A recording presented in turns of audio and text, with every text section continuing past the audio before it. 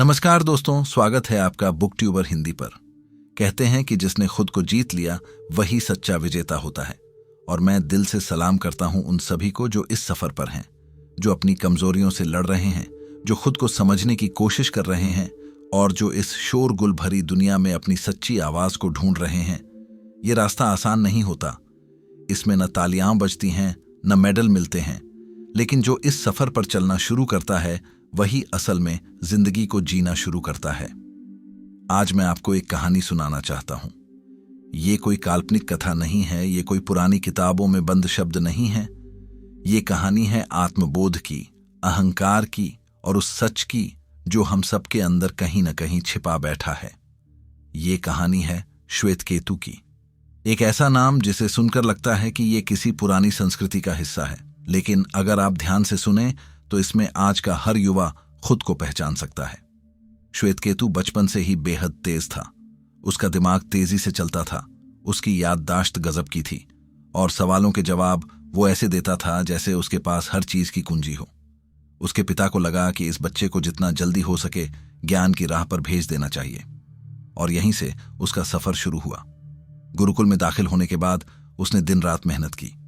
वेद, उपनिषद, दर्शन, तर्क, भाषा, जो भी कुछ था सब कुछ सीख गया। उसकी विद्वता की चर्चा दूर दूर तक फैल गई।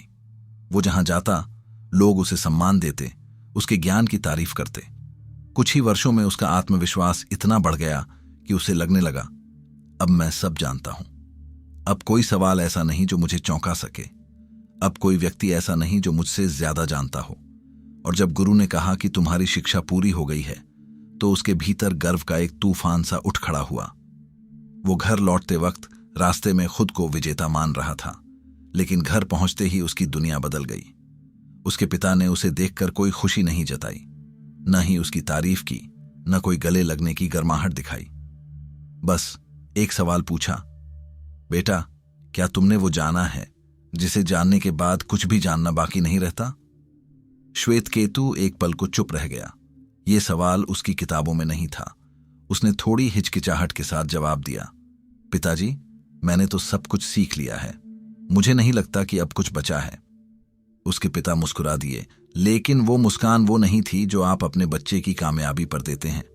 वो मुस्कान थी तजुर्बे की, समझ की और उस गहरे दर्द की जो एक पिता महसूस करता है जब उसका बेटा ज्ञान में तो आगे निकल जाए पर खुद को समझने में पीछे रह जाए। उन्होंने कहा, अगर तुमने सब कुछ सीख लिया तो फिर वो क्यों नहीं सीखा जो सिखाया नहीं जा सकता? श्वेतकेतु के लिए ये एक झटका था। उसके भीतर जो घमंड था वो पहली बार हिला। उसकी सारी पढ़ाई, उसका सारा ज्ञान, वो मोटी मोटी किताबें, सब कुछ उसे एक सवाल के आगे बौना लगने लगा। वो बेचैन हो गया। कुछ दिनों तक उसे समझ ही नहीं आया कि वो क्या करे, लेकिन फिर वो वापस अपने गुरुकुल गया, अपने गुरु के पास, और बोला, गुरुदेव, मैंने बहुत कुछ सीखा, लेकिन अब समझ आया कि मैं खुद को नहीं जान पाया, कृपया मुझे वो सिखाइए। गुरु ने कोई जवाब नहीं दिया, न कोई किताब दी, न कोई श्लोक सुनाया। बस एक सीधी बात कही, 400 गायों को ले जाओ और जंगल में अकेले रहो। जब वो 1000 हो जाए तब वापस आना। कोई किताब नहीं, कोई बातचीत नहीं, बस मौन में रहो प्रकृति के साथ और अपने मन को सुनो। शुरुआत में श्वेतकेतु टूट गया था। एक ऐसा युवक जो तर्क में तेज था, जिसे लगता था कि उसके पास हर सवाल का जवाब है, जो गुरुकुल में सबसे आगे था, अब वो अकेला जंगल में खड़ा था। जहां कभी उसकी बातों पर तालियां बजती थीं, वहां अब कोई सुनने वाला नहीं था। न कोई मंच था, न कोई सम्मान, सिर्फ चारों तरफ पेड़, गायें और एक अजीब सी खामोशी। उस खामोशी में उसका मन बार बार सवाल कर रहा था, मैं यहां क्यों हूं जब मैंने सब कुछ पढ़ लिया था? ये कैसा ज्ञान है जो अब किसी काम का नहीं लग रहा? और मैं खुद कौन हूं? श्वेतकेतु की हालत किसी भी आधुनिक युवा जैसी थी, जिसे पढ़ाई के बाद लगता है कि अब उसे सब कुछ आता है, अब वो दुनिया जीत सकता है। लेकिन जैसे ही जिंदगी किसी सच्चे सवाल के सामने खड़ा कर देती है, तब वो घबराता है, डगमगाता है। श्वेतकेतु के साथ भी यही हुआ। लेकिन धीरे धीरे जैसे जैसे दिन बीतते गए और वो इस खामोशी से टकराता गया, कुछ बदलने लगा। पहले जहां मन में शोर था, वहां अब कुछ सुनाई देने लगा। एक आवाज जो बाहर से नहीं भीतर से आ रही थी। वो आवाज उसकी आत्मा की थी, जो कह रही थी, अब देखो खुद को, बिना किताबों के, बिना तर्क के, बिना किसी पहचान के। धीरे धीरे उसका ध्यान विचारों से हटकर उस मौन की तरफ जाने लगा जो सबके पीछे छिपा था।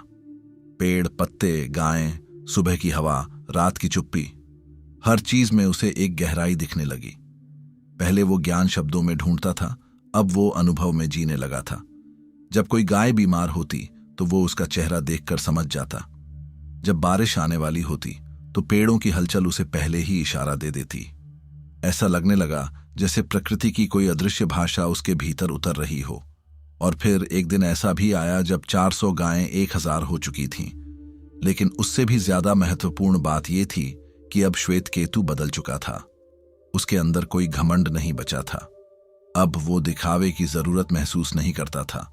उसे अब यह सिद्ध नहीं करना था कि वो कितना जानता है। अब वो खुद को जान चुका था। और जब वह जंगल से बाहर निकला तो वो अकेला नहीं था। ऐसा लगा जैसे गायें खुद उसे बाहर ले जा रही हों, जैसे वो कह रही हों, अब तू तैयार है। गुरुकुल पहुंचते ही गुरु ने दूर से उसे देखा और बस एक वाक्य कहा, देखो ज्ञान आ रहा है। वही श्वेत केतु जो पहले हर सवाल का जवाब शास्त्रों से देता था, अब बिल्कुल शांत था। वह कुछ बोल नहीं रहा था, क्योंकि अब उसे पता था कि असली उत्तर मौन में मिलते हैं। उसका चेहरा अलग था, उसकी चाल में थमता हुआ विश्वास था और उसकी आंखों में वो गहराई थी जो सिर्फ अनुभव से आती है। गुरु ने कहा, अब तुम सच में सब कुछ जान चुके हो, क्योंकि अब तुमने खुद को जान लिया है। और श्वेत केतु ने बस सिर झुकाया और धीमे से कहा, गुरुजी, आपने मुझे वो सिखाया जो सिखाया नहीं जा सकता। अब सोचिए, ये सिर्फ एक पुरानी कहानी नहीं है, ये हर उस इंसान की कहानी है जो आज इस दुनिया की दौड़ में आगे बढ़ना चाहता है, जो ज्ञान इकट्ठा कर रहा है, डिग्रियां बटोर रहा है, किताबें पढ़ रहा है, लेकिन खुद को जानना भूल गया है। हम में से कितने लोग दिन रात कुछ न कुछ सीखते रहते हैं, सोशल मीडिया पर मोटिवेशनल वीडियोस देखते हैं, कोर्सेज करते हैं, लेकिन फिर भी अंदर से खाली महसूस करते हैं। क्यों? क्योंकि हमने कभी उस खामोशी को नहीं सुना जो हमारे भीतर है। वो सन्नाटा जो किसी कमरे की चुप्पी नहीं, बल्कि आत्मा की आवाज है। हम हमेशा कुछ करना चाहते हैं, कुछ साबित करना चाहते हैं, लेकिन जिंदगी का असली मोड़ तब आता है जब हम करना छोड़कर बस होना सीखते हैं। इस कहानी में छिपा एक और गहरा संदेश यह है कि एक सच्चा गुरु हमें किताबें नहीं देता, वो हमें खुद के सामने खड़ा करता है। वो हमें उस स्थिति में ले जाता है जहां हमारा अहंकार पिघल जाता है, जहां हम अपने भीतर के सच्चे सवालों से टकराते हैं। और तभी हमें वो मिलता है जिसे पाने के लिए हम बार बार बाहर भागते हैं। हमारा मन एक रिकॉर्ड की तरह है, हर दिन वही सोच, वही डर, वही चिंता। जब तक हम उससे ऊब नहीं जाते, तब तक सच्ची शांति की शुरुआत नहीं होती। और श्वेत केतु की तरह अगर हम थोड़ी देर के लिए ही सही अपने विचारों से एक कदम पीछे हटकर उन्हें सिर्फ देखना शुरू कर दें, तो शायद हमें भी वही मौन मिल जाए। तो आज से एक छोटा सा कदम उठाइए। रोज सिर्फ 7 मिनट अपने लिए निकालिए, बिना फोन, बिना किताब, बिना किसी प्लान के। बस आंखें बंद करके बैठ जाइए और अपने मन को आते जाते देखिए। न रोकिए, न लड़िए, बस देखिए। धीरे धीरे वो शोर धीमा होगा और कहीं उस शोर के पीछे से एक आवाज उभरेगी, वही आवाज जो श्वेत केतु को जंगल में सुनाई दी थी, क्योंकि असली ज्ञान वही है जो मौन से आता है।